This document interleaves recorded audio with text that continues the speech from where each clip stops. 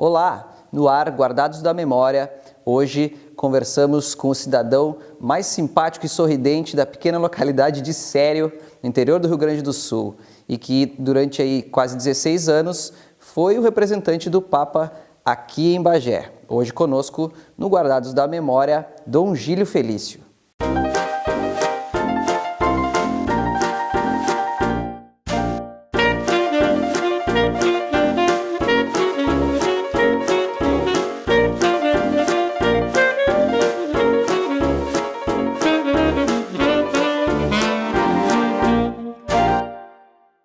Muito bem, vamos começar o papo aqui com o bispo Dom Gílio Felício. Tudo bem, Dom Gílio? Como vai, senhor? Tudo bem, graças a Deus. E vocês, como estão? Tudo ótimo. Coisa boa. Vou começar bem pelo comecinho, Dom Gílio. O senhor é uma pessoa sorridente, o senhor é uma pessoa quase luminosa, digamos assim, né? E o senhor nasceu numa localidade chamada Sério. Exatamente. Naquela época do meu nascimento, Sério fazia parte, era um distrito de Lajeado. Hoje é um grande município do Vale do Taquari. Sim, sim. E me diga uma coisa, Dom Gílio, como é que foi a sua infância lá na localidade de Sério? Muito gostosa. Aquele ambiente de agricultores, a minha família tinha uma vizinhança e uma amizade muito grande, então a gente tinha que percorrer um longo trajeto, inclusive às vezes a gente ia a cavalo ou de charrete para as aulas, os primeiros tempos de aula. Depois a minha mãe ficou doente, então, em vista de ter um atendimento mais rápido e eficiente, a família migrou para Santa Cruz do Sul. Sim. Me diga uma coisa, o senhor tinha mais irmãos? O senhor tem irmãos? Sim, eu sou o primeiro da família, mas somos 6 irmãos, certo. 4 rapazes e 2 moças. O senhor lembra que idade tinha quando o senhor saiu do campo para ir para a cidade de Santa Cruz? 9 anos. 9 anos. Bom, o senhor já tinha contato com a igreja antes? Ou foi uma coisa da sua vida, enfim, desde bebê? A família era católica? Como é que foi o contato com a igreja? A família viveu um catolicismo assim muito forte. Evidentemente, enquanto morávamos no interior, a gente ia uma vez por mês na missa. Aliás, naquela localidade, naquela região, o tinha padre... Uma capela? Era uma capela que atendia o povo uma vez por mês. Sim, tinha que se deslocar o padre até lá. Exato, a gente tinha que fazer se deslocava assim num trajeto bem grande. Era uma jornada. Era uma jornada. A família toda ia, participava da missa e assim por diante. Então, nesse clima eu fui crescendo, estimando a igreja, e a família não só rezava quando ia à igreja, mas também à noite, antes do descanso, o pai e a mãe reuniam os filhos para rezar o Santo Anjo, Ave Maria, Pai Nosso, essas orações comuns dos católicos. E claro, os irmãos nasceram neste clima. Hoje todos são pessoas, cada um com a sua missão, vocação, profissão, mas todos têm na sua religiosidade uma vinculação muito forte, sim, participativa com a Igreja Católica. Quando a gente fala em sacerdócio, fala-se muito no chamado, a vocação, né? Quando é que o senhor sentiu que esse era o caminho que o senhor deveria seguir na vida? Bom, enquanto morávamos no interior e na escola, nos primeiros anos escolares, houve um momento em que eu fiquei muito marcado com o protagonismo do padre da localidade. O senhor lembra o nome dele? Não lembro agora o nome, mas foi uma coisa assim muito, muito triste que aconteceu, mas que teve um fim muito feliz. Porque a gurizada, na hora do recreio, sempre tinha a oportunidade de muitas brincadeiras, entre as quais o futebol. E lá pelas tantas, um colega errou o pé na bola e acertou, de uma forma assim meio dramática, a canela do adversário, né? Evidentemente, houve uma briguinha, conseguimos separar, né, os litigantes, e aconteceu que esta briga entre os colegas gerou uma briga entre as famílias. E então, e famílias que eram muito amigas. E aí, nesta situação é que eu percebi a importância do serviço, a importância da pessoa, a importância do trabalho do sacerdote. A família que era amiga virou as famílias amigas, se tornaram inimigas, e como o padre conhecia as duas famílias, tinha uma amizade muito grande, então visitava uma, visitava outra, e depois de meio ano, essas duas famílias se tornaram, assim, ainda maiores amigas do que eram. Que eram antes. E isto calou profundamente em minha vida. Um piazito de nada, mas fiquei, assim, muito focando aquilo, pensando naquilo. Que importância tem um padre numa comunidade?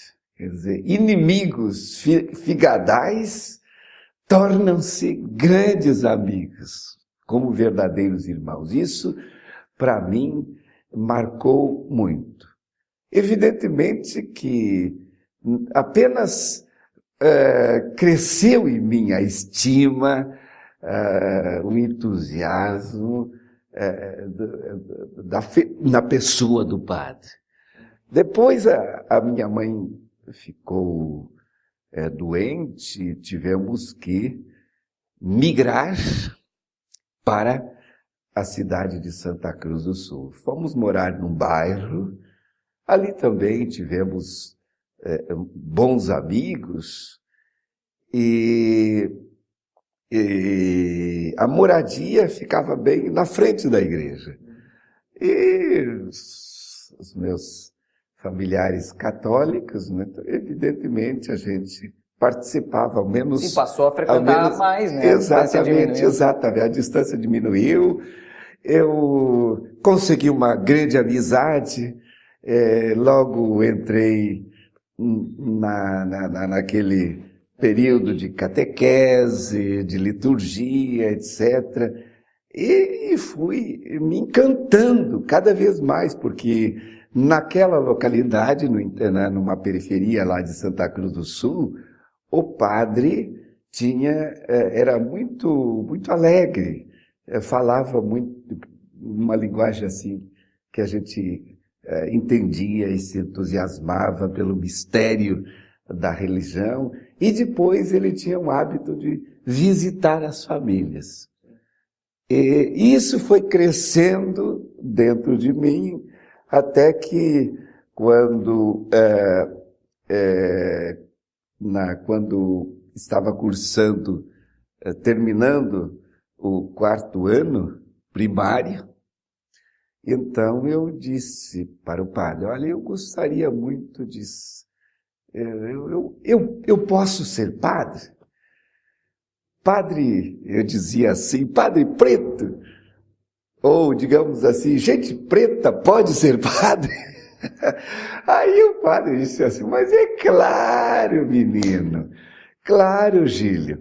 E aí ele logo foi lá na sala dele e trouxe um livrinho e disse assim, olha, eu fui seminarista em Viamão e eu tinha um grande amigo, preto como você, dizia ela. E olha, ele se tornou padre, eu também, e continuamos a ser grandes amigos. E mostrou uma revistinha, e inclusive me deu de presente essa revista. E aí despertou dentro de mim até desejo. Vamos chegar nessa questão, mas ainda existia uma resistência muito grande com relação ao negro e o sacerdócio dentro da igreja. Sim, sim, sim, sim. Tanto das outras etnias, como entre os próprios negros, que tinham, assim, uma espécie de uma consciência de que negro não era para não podia ocupar aquele serviço. espaço. Exato, exatamente. Mas esse padre, ele tinha uma conversa que fazia a gente entender que a gente tinha também chance. Sim, que legal. Me diga uma coisa, o senhor entrou no seminário em 1965? Exatamente. Como é que foi esse processo, deixar a família para trás? Foi doloroso? Como é que foi? Olha, foi assim uma surpresa. Não foi doloroso, mas foi uma surpresa para a própria família, para os colegas e assim por diante, né? O fato é que quando eu senti essa vontade mesmo, que me incomodava muito... Sim, foi um processo, foi crescente, exatamente, né? Aí eu conversei com o pároco e perguntei assim para ele, olha, Padre Preto, porque o nome era um padre italiano, mas era Orlando Francisco Preto. E as pessoas chamavam de Padre Preto, né? Padre Preto, o senhor acha que eu posso ser padre? Posso entrar no seminário para ser padre? Mas é claro, Gílio, que pode. Mas preto pode ser padre? Aí ele disse, mas claro que sei. E assim é que... mas eu não tinha falado para ninguém. Primeiro foi com o padre. Aí, depois que o padre deixou, eu, na volta, conversei com a mãe. Eu disse, olha, eu quero ser padre. E a mãe veio com a mesma conversa. Mas vai perguntar para o padre... Onde já se viu? Se padre, se gente preta pode ser padre, né? Aí eu disse, não, mas eu já perguntei. Eu me adiantei. Já adiantei. E ele disse que sim. Bom, eu nunca vi, disse a mãe, mas se você quer, pode ir. E, né, por graça de Deus, uma das catequistas de origem alemã, Edith Ait, ela dava catequese naquela escola, ou naquela paróquia, e quando o padre falou para ela de que eu estava desejando entrar no seminário para ser padre, ela disse, olha, se este menino está falando sério, padre, o senhor não se preocupa porque eu vou pagar integralmente os estudos dele, né? O senhor não precisa, porque, claro, a minha família é muito pobre, eu era engraxate, vendedor de jornal e assim por diante. A família, o pai era trabalhador, assim, da prefeitura, o que ganhava, mal e mal conseguia para ela, assim, não teria como recursos, bancar não conseguia bancar os estudos, né? Mas esta senhora bancária, né, disse assim, não, se ele está falando sério, eu pago os estudos. Sim, e aí o senhor foi para Arroio do Meio? Eu fui para Qual é a congregação lá? Não, os padres diocesanos, né? Porque a igreja é assim, quer dizer, a maioria, quer dizer, tem a igreja, na igreja tem os padres diocesanos, que trabalham em dioceses, em paróquias, e os padres religiosos, né? Com as suas diversas congregações, cada um com um carisma especial. Salesiano, franciscano. Exatamente, assim exatamente. Bom, nesse ínterim o senhor cursou 2 universidades? Sim, aquele que estuda para o sacerdócio, o ministério sacerdotal, precisa cursar 2 universidades, né? A filosofia e a teologia. E isto eu cursei. E para... O processo de seminário é um processo bem longo, né? Sim, eu levei 14 anos.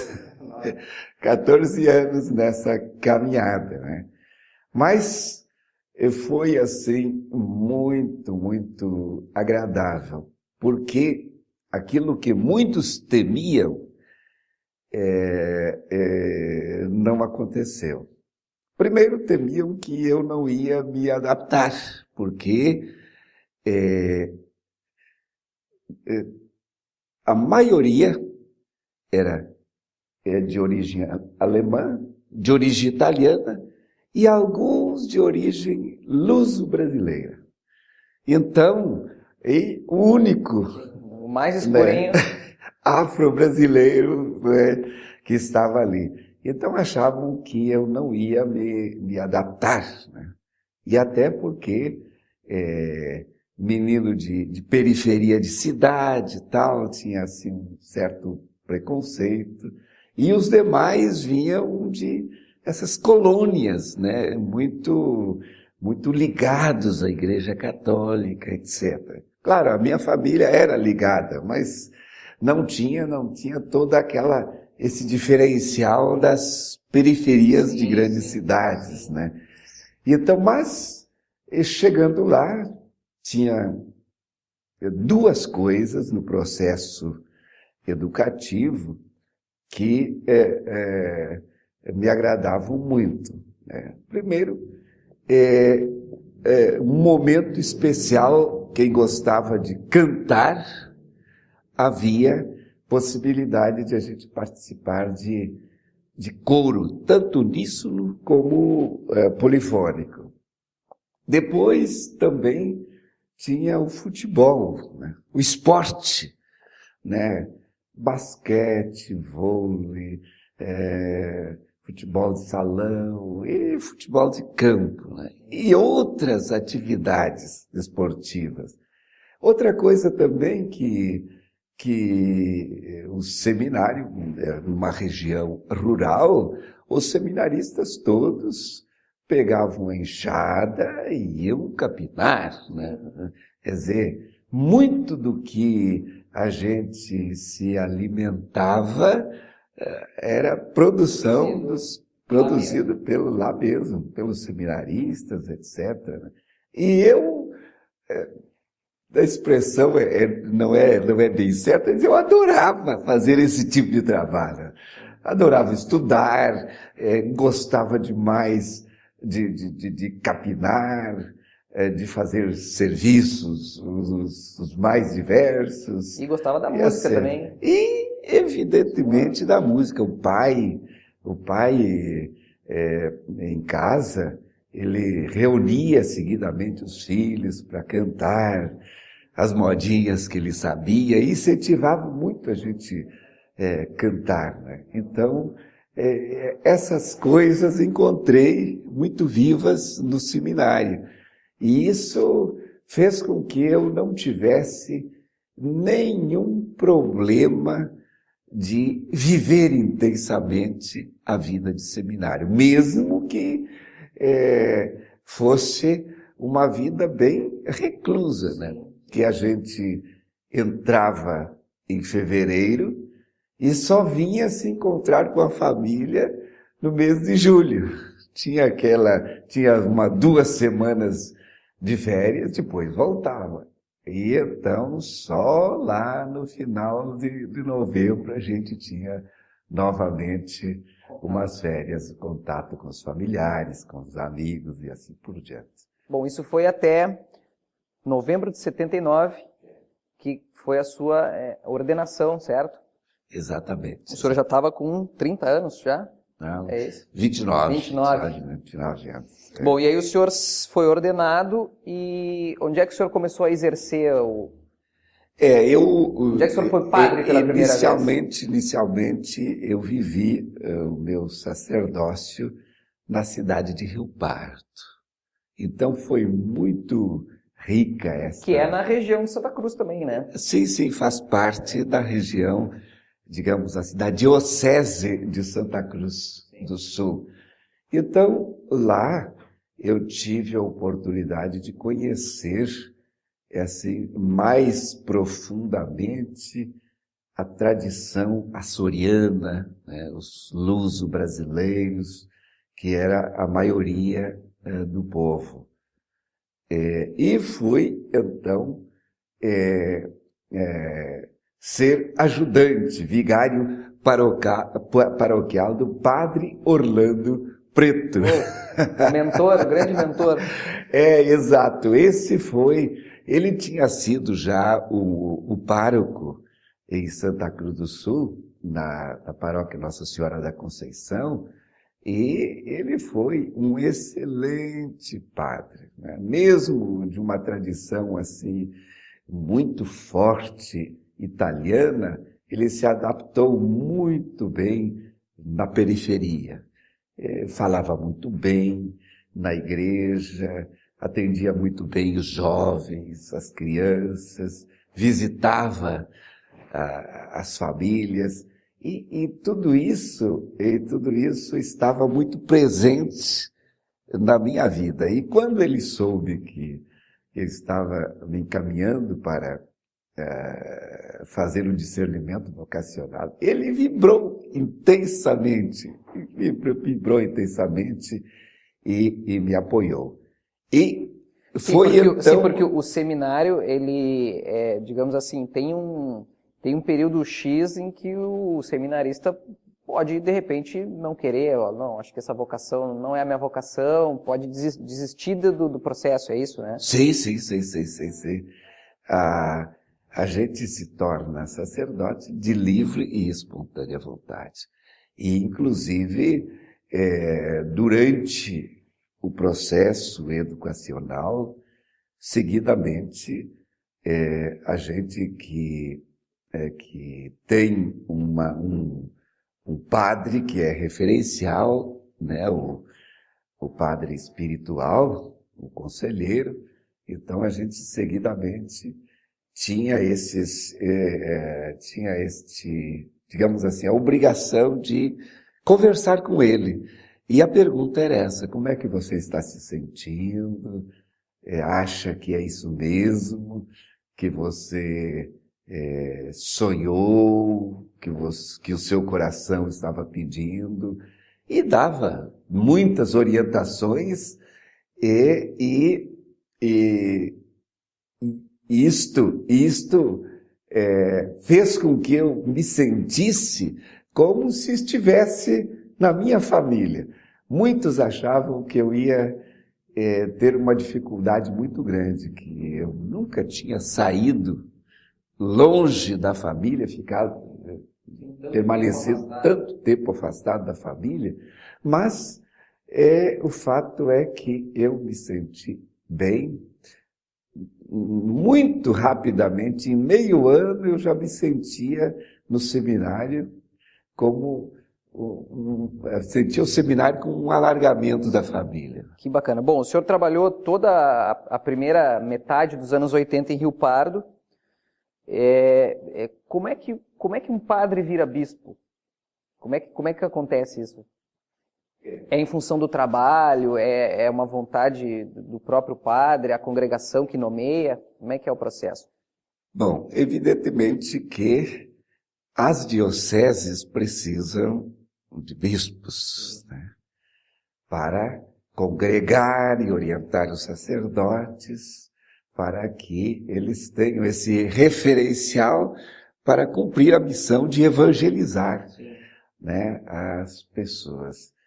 E então, seguidamente, o responsável, ou então o representante do Papa, que nós chamamos núncio apostólico, ele faz um levantamento das diversas dioceses.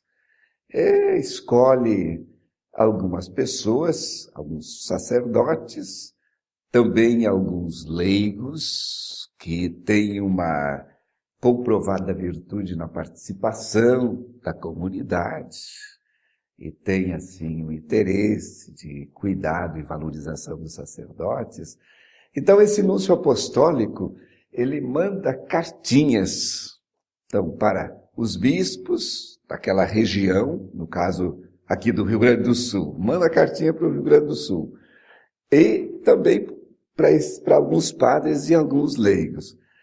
Mais ou menos fazendo essas perguntas. Entre outras perguntas,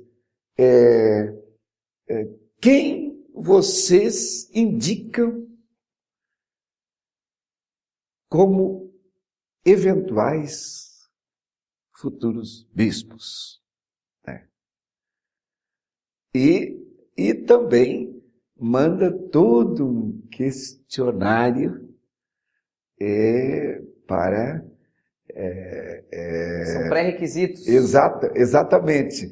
Para levantar, né, aqueles elementos, aquelas condições, aquelas habilidades aqueles dons e carismas que os padres devem ter para realizar a missão. E é assim que, então, o núncio apostólico recebe vários nomes e ele fica fazendo um estudo sobre aqueles nomes. E então, depois disso, escolhe alguns nomes e manda para a secretaria do Papa, que trabalha sobre este tema, né, de escolha de novos bispos para as dioceses do mundo inteiro. Então, depois de feito esse trabalho, depois o Papa, então, escolher estes homens, então o núncio apostólico recebe os nomes e manda uma carta para os escolhidos. E pergunta, com essa pergunta, o Papa te escolheu como bispo. Aceita ou não? Então a gente tem que, se a gente aceita, então a gente tem que escrever uma carta dizendo: aceito. Aceito. E foi assim. Eu disse sim. Sim.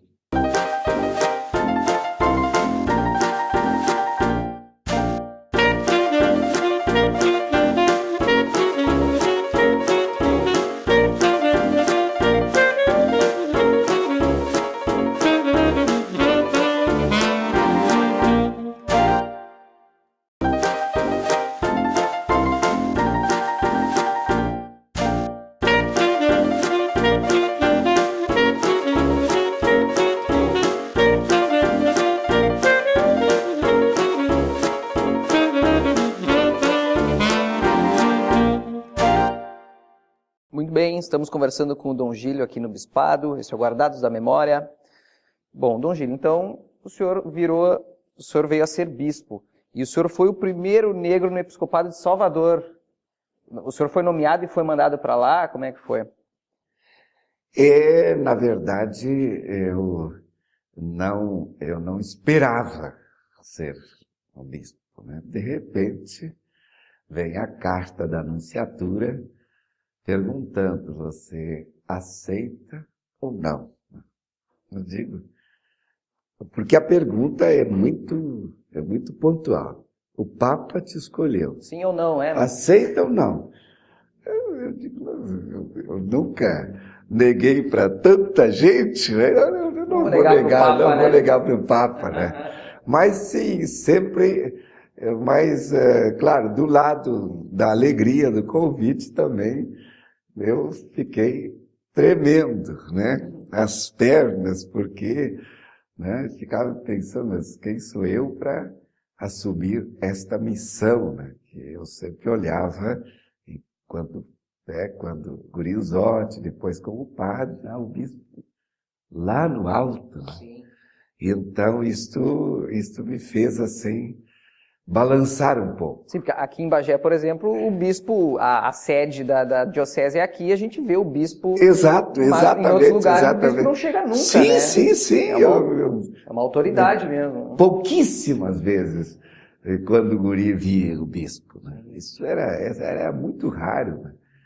E então, de repente, ser convocado para bispo. Mas, graças a Deus, eu tive uma alegria assim, muito grande, um agradecimento muito grande a Deus, porque por onde passei, sempre houve uma multidão de gente dizendo bem-vindo, acolhendo a palavra que a gente tinha a dizer, né? Valorizando a pessoa e o ministério, né? Nos sacramentos e até nos divertimentos. Bom, Salvador é uma cidade que, segundo dizem, tem uma igreja para cada dia do ano, né? Ao mesmo tempo, a cultura afro também é super presente lá. Super presente. Como é que foi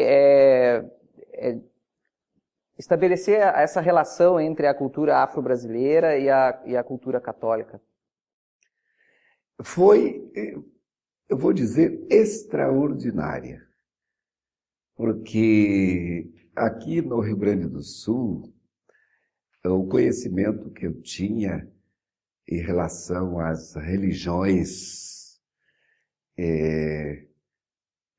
dos matrizes africanas, candomblé e outras, eu tinha uma certa distância e até um certo, eu li muito a respeito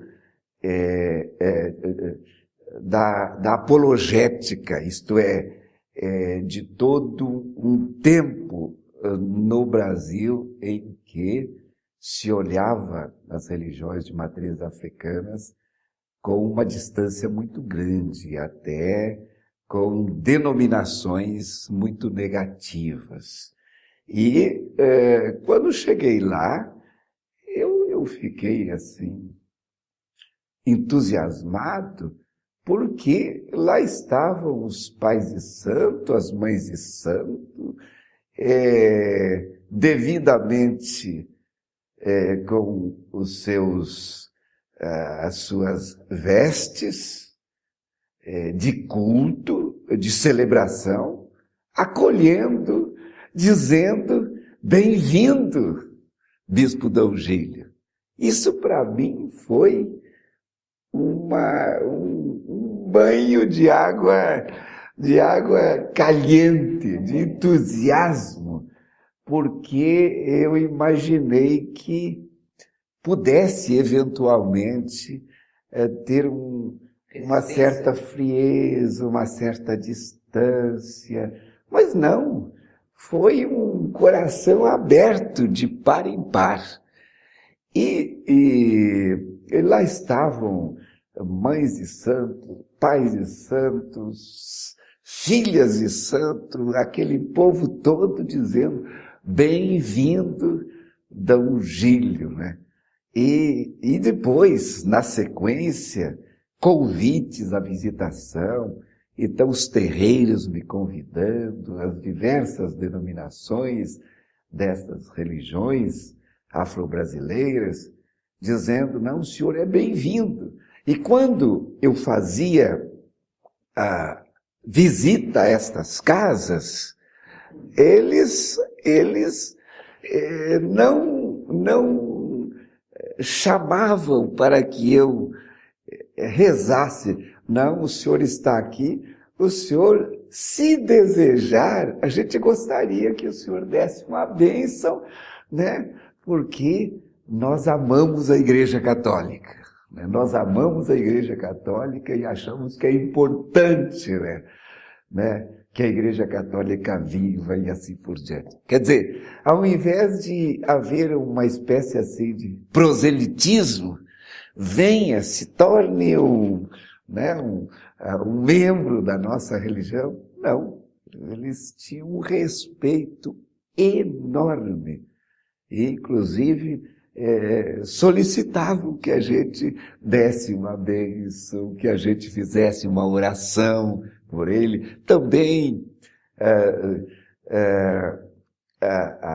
no caso, a mãe Estela era assim a personalidade do candomblé lá, que me diziam que ela assim era muito, bem mais comprometida, não fazia a dupla, digamos, vivência católica e do candomblé.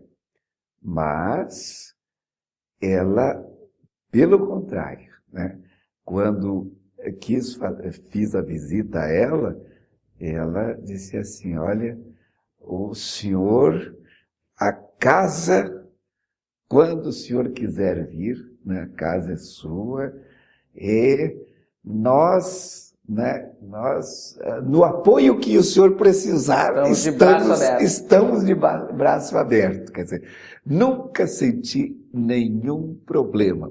Embora nunca tenha, digamos, celebrado com eles, mas sempre tive esse grande respeito e também encantado pelo respeito que tiveram com o meu trabalho. Bacana. As religiões de matriz africana, muitas delas têm um certo sincretismo com a religião católica, né? Algumas imagens e até mesmo alguns rituais, né? Do ponto de vista eu acho que das igrejas de uma maneira geral, o sincretismo talvez não seja o ideal, mas ele não ajuda na questão da tolerância, de uma crença tolerar mais a outra. Qual é a sua opinião? Evidentemente que o sincretismo não é o ideal. Porém, aquela vivência, no caso na Bahia, eu achei excelente. Porque, na verdade, como eu falei da mãe Estela, ela não tem sincretismo nenhum, né? Mas também ela não condena as filhas e os filhos dela vivenciarem, participarem dos exercícios espirituais, das missas e outros momentos religiosos da Igreja Católica. Ela, nesse sentido, não proíbe. Então, evidentemente que eu fico pensando como é possível alguém ser verdadeiramente de uma religião e verdadeiramente de uma outra religião. Eu não conseguiria isto. Agora, eu vi que na Bahia e em outros lugares as pessoas têm uma vivência muito positiva, né? Positiva. Então eu ainda não mergulhei suficientemente para lá no âmago desta realidade perceber se isto faz bem ou não faz bem. O fato é que, assim, num olhar mais geral, superficial, vejo que as pessoas não manifestam maiores problemas. Bom, toda essa convivência com esses outros cultos, o senhor chegou a celebrar, não sei quantas vezes, quando isso aconteceu, o rito da missa com influências afro, né? Qual é a diferença da missa normal, digamos assim, para essa missa afro-brasileira? Na verdade, a missa afro-brasileira, ou digamos assim, a missa com elementos da cultura afro-brasileira, ela não modifica a missa. Todos aqueles elementos importantes da missa católica apostólica romana. Agora, existem, como o Papa... Sim, está tudo lá, a homilia, a consagração, está tudo lá. Tá exatamente, tudo lá. exatamente. Por exemplo, o que é fundamental, que jamais pode ser modificado numa missa, é a palavra de Deus que a gente colhe nas Sagradas Escrituras. Né? Então, o que o povo ouve como também o sermão do bispo, do padre, ou de quem celebra uma liturgia da palavra, como a gente diz. Então, o coração das palavras, ou as palavras coração desta liturgia, são tomadas da Sagrada Escritura, né? E, evidentemente, os elementos que fazem acontecer este mistério da fé, que a gente chama, o sangue se tornar, o vinho se tornar sangue e o pão se tornar corpo de Jesus, né? Isto não modifica, né? Aquelas palavras são as mesmas do padre, do bispo e do papa. Não muda. Agora, os elementos culturais, aí sim pode mudar. Música, né? E a música, as vestes e assim por diante. Certo. Então, e teve resistência a essa celebração? Evidentemente, existem alguns movimentos, mesmo dentro da igreja, existem outros movimentos também junto às religiões afrodescendentes, que são muito, digamos assim, purista, eu diria.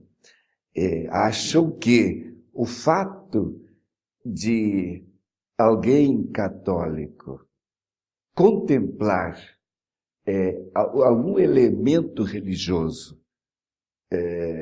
de uma outra religião, isto fere. E também No caso, as religiões de terreiro também têm esses personagens que dizem, não, o que for da Igreja Católica não pode... Sim, digamos assim, eles não conseguem identificar uma ética, digamos, uma ética mínima entre as religiões, porque eu acho que tem, né? Exatamente, sim, tem. Todas elas compartilham alguma coisa, Exato. Sim, porque, veja, a gente tem que, no caso, os cristãos devem ter o comportamento de Jesus Cristo. E Jesus Cristo, a gente pode ler na Bíblia isso, escandalizou alguns, né, dos fariseus. Mas como é que ele está almoçando com com aqueles que não são dos nossos, né? Mas não é possível. Jesus Cristo, que diz que é Deus, está almoçando, está lá numa festinha com os pecadores. Né? Então, temos que diferenciar isso. Né? Quer dizer, por exemplo, o padre católico, ou católico, ele não pode negar, né, que Jesus Cristo é Deus. Né? Então, onde ele fala em Jesus Cristo, ele está falando do Filho de Deus, né? E faz parte daquela comunidade, a melhor comunidade, que é a Santíssima Trindade, o Pai, o Filho e o Espírito Santo. Então, essa é a questão. Então, a gente conseguia dialogar, e graças a Deus foi um diálogo excelente, e com esse diálogo interreligioso, e também o diálogo ecumênico, a gente conseguiu fazer uma amizade grande, uma fraternidade excelente com aqueles que são do ecumenismo, as outras religiões ecumênicas, e também com o diálogo que vai com todas aquelas religiões não cristãs. Né? E isto, além da amizade, fortalece a religiosidade. E, sobretudo, a religiosidade, ela tem uma força, não só espiritual, mas uma força que se alarga e fortalece a amizade, a comunhão, a participação, e inclusive a cidadania a pleno título. Quantas coisas boas a gente conseguiu com o movimento do ecumenismo em favor da sociedade, digamos assim, da cultura. A gente promovia momentos culturais de poesia, de música e assim por diante, onde cada uma dessas religiões se expressa de uma forma muito especial através da música. Então a gente juntava um conjunto dessas músicas, cada um colocava alguns números, e a gente fazia concerto interreligioso. E isso era lindo. E isso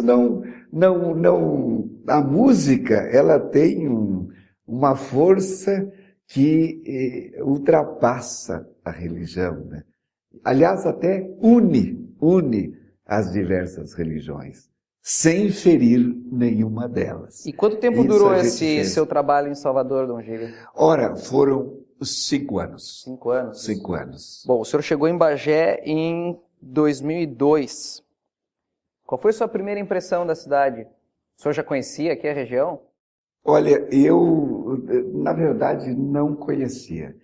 Eu fui professor e reitor de um seminário em Santa Cruz do Sul, então eu lecionava, entre outras coisas, espanhol, língua espanhola. Evidentemente, assim, as coisas mais fundamentais da língua, porque eu conheço, assim, não muito espanhol, mas dava para ajudar os meninos a ter o conhecimento desta língua. E eu disse, se vocês conseguirem fazer um diálogo entre vocês, como vai, e assim por diante, então eu vou dar um presente para vocês. No final do ano, eu levo vocês à Ribeira, na Casa de Discernimento, lá da Diocese, para terem um intercâmbio com os seminaristas do Uruguai. E sabe que os meninos se entusiasmaram, né? Meio ano já estavam conversando assim, Planejando e se esforçavam, assumiram de fato a língua, né? Já tinham um bom conhecimento e até já escreviam pequenos textos. E claro, eu tive que cumprir a missão, né? E nas férias, aí em dezembro, eu trouxe os meninos, 12 meninos, aqui para a Ribeira, né? E foi extraordinário o intercâmbio, porque também era o padre Alfredo que trabalhava e cuidava do discernimento vocacional dos seminaristas, e ele também fez, né, a mesma provocação. Olha, há uma possibilidade de a gente fazer um encontro aqui. Então é bom que vocês conheçam um pouco de português. E, olha, foi uma das maiores atividades e mais, assim, gostosas que eu pude fazer. Um intercâmbio entre Uruguai e Brasil como seminaristas. Então o seu contato com Bagé, na verdade, foi o mais próximo, foi Livramento mesmo, né? Sim, foi. E como é que foi essa chegada aqui, a adaptação? Foi tranquilo? Bom, a chegada... Deixar o calor de Salvador para ver para o frio da fronteira? Alguns dizer, olha, você tem que cuidar um pouco, que esses gaúchos são entusiasmados, hein? No sentido assim de ser um pouco diferentes, né? Mas eu fiquei muito contente, né? Eu não imaginava aquela multidão me acolhendo, né? Sorrindo, dizendo bem-vindo, com cantos, com sorrisos, com aclamações. Isso foi, para mim, uma baita surpresa. E isso continuou nestes 15 anos. Para mim, parece que foi ontem que eu cheguei. Foi tão rápido, né? Porque... E o bonito é que, quer dizer, este bem-querer, esta acolhida, né? Esse entendimento, mesmo às vezes em algum equívoco dentro do meu trabalho, né? Mas a compreensão das pessoas, eu não tive assim nenhum aborrecimento, nenhum arrependimento de ter dito sim, eu vou trabalhar nesse lugar que eu não conheço. Mas o senhor se adaptou muito bem, porque veio da Bahia e aí daqui a pouco já estava participando da cavalgada, isso e aquilo. Pois é. Para todo mundo era uma surpresa, né? Pô, esse baiano gaúcho. Não, na verdade, para mim foi uma surpresa, né? Eu achei que a turma era um pouco mais bem recolhida, né? Bem recolhida. Claro que eu sabia que a Igreja Católica tem um perfil, né? Um perfil, mas esse perfil está dentro de uma cultura, está dentro de uma realidade e assim por diante. Mas eu me encantei com a generosíssima acolhida, os convites nesses 15 anos não pararam, né? De todos os lugares, né? Até a colônia aí que tem dos alemães, assim, né? Eles ainda falam alemão, mas olha, me acolheram com uma riqueza muito grande, né? Então eu me senti, né? Resumindo, eu me senti assim, muito bem. Nesses 15 anos, não foi uma tortura, foi uma graça e uma bênção para a minha vida e a missão que eu tenho. Diferente de outras manifestações religiosas, existem muitos católicos, como é que se diz, não praticantes. Aquele católico que vai na missa do Natal, que vai na missa do Galo, né? Vai na missa do Ano Novo, vai na Páscoa. Como é que é o diálogo com essas pessoas? Como é que é o diálogo com esse católico menos católico, digamos? Evidentemente, é diálogo de um pastor com suas ovelhas, né? É o diálogo de um pai com os filhos, né? Na verdade, os filhos, né, quando uma família tem uma filharada muito grande, né? Então, uns têm um jeito de ser, outros... Mas, normalmente, os filhos têm lá um amor ao pai, né, à mãe, alguns mais fortemente, outros... Mas todos têm, né, um entusiasmo no fundo, tem essa referência muito forte. Isto eu percebo em relação ao povo, né? Por onde eu passei, eu vejo, né?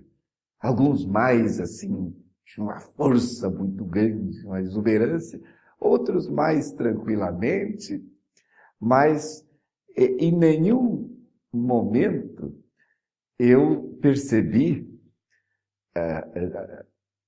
esse acontecimento que alguém, quando soube que eu vinha trabalhar aqui na região da fronteira, talvez ele estivesse brincando, mas ele falou assim com uma certa veemência, né? Ele disse assim: Gílio, quando você chegar lá, entusiasmado para realizar o seu trabalho ministerial, estará lá o prefeito ou uma outra pessoa representando o povo com uma cartinha, dizendo assim: olha, muito obrigado que o senhor veio, mas aqui tem uma cartinha.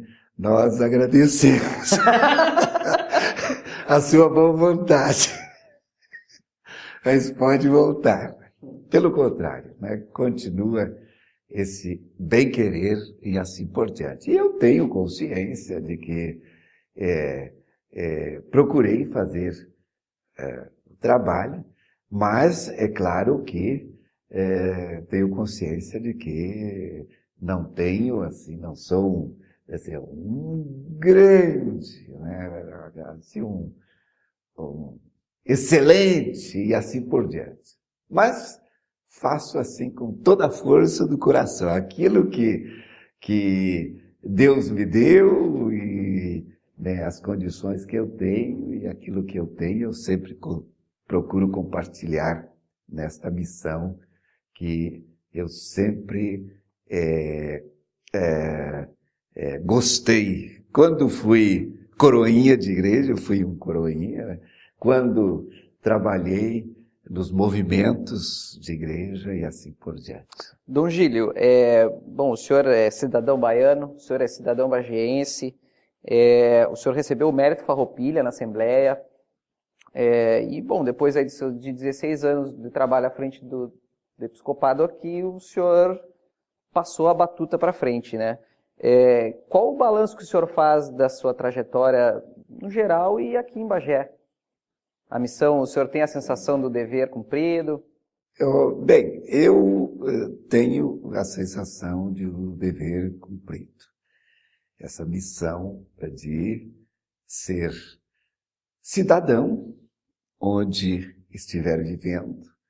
E graças a Deus, mais pela bondade dos outros do que talvez por aquilo que eu pude fazer. Claro que o que eu fiz sempre procurei fazer da melhor maneira possível. Mas, evidentemente, tenho lá as minhas limitações. E até se alguma pessoa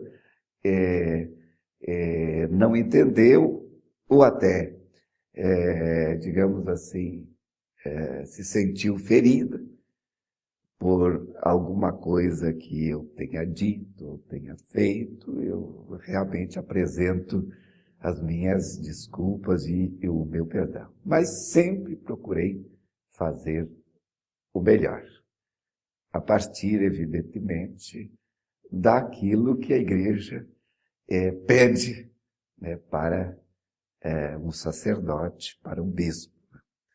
Também, né, procurei amar com o melhor do meu coração, igualmente, né, aqueles que são os que estão muito perto do bispo e agem nas comunidades em nome do bispo, que são os sacerdotes, os diáconos, os religiosos e religiosas.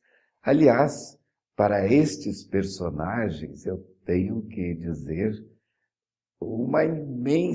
manifestar uma imensa gratidão, porque mesmo eu só conhecia, para dizer a verdade, assim, profundamente, aqui, de sacerdote, o padre Alex Kloppenburg, né, que foi meu colega de teologia. Estudamos juntos a teologia na PUC, em Porto Alegre. Então, eu só conhecia a ele. E então, os outros sacerdotes, os religiosos, então o conhecimento era mínimo, mas todos foram hospitaleiros, amigos e muito acolhedores das orientações que a minha missão obrigava a dar, né, nessa família diocesana. Então, para mim, a Diocese de Bagé tornou-se minha família. Bacana. E o senhor permanece em Bagé, a diocese, o senhor aguarda a decisão da diocese? Qual é o seu destino agora? Bem, inicialmente, mesmo com a solicitação do povo da Diocese de Santa Cruz do Sul, de uma forma, amigos, parentes também, não, aqui tem lugar, e assim por diante. Evidentemente, eu vou ficar um bom tempo em Bagé, Bacana. Dom Gílio, a gente está encerrando aqui a nossa entrevista. Eu lhe agradeço muito pela sua atenção, o tempo que o senhor dedicou a nós. E parabéns pelo seu trabalho frente à igreja aqui em Bagé. Eu, da mesma forma, quero agradecer muitíssimo, porque a imprensa foi responsável pela ampliação da minha voz, da minha presença, dos recados, da evangelização a todos que eu procurei viver nesses 15 anos. Desde o primeiro momento até agora, né, estão aí como profissionais de comprovada virtude, companheiros na prática do bem e, sobretudo, apoiadores nesta missão que a gente veio fortalecer, que é procurar abrir os corações das pessoas para Deus habitar neles. Porque Deus não tira pedaço de ninguém, mas faz com que a vida tenha sentido, tenha verdade e feliz eternidade. Muito bem, esse foi o Guardados da Memória, conversei com Dom Gílio Felício. Quem quiser acompanhar essa e outras produções da TV Câmara, fica ligado nas nossas redes sociais, curte a nossa página no Instagram e também acompanha nossas postagens no Facebook. Valeu!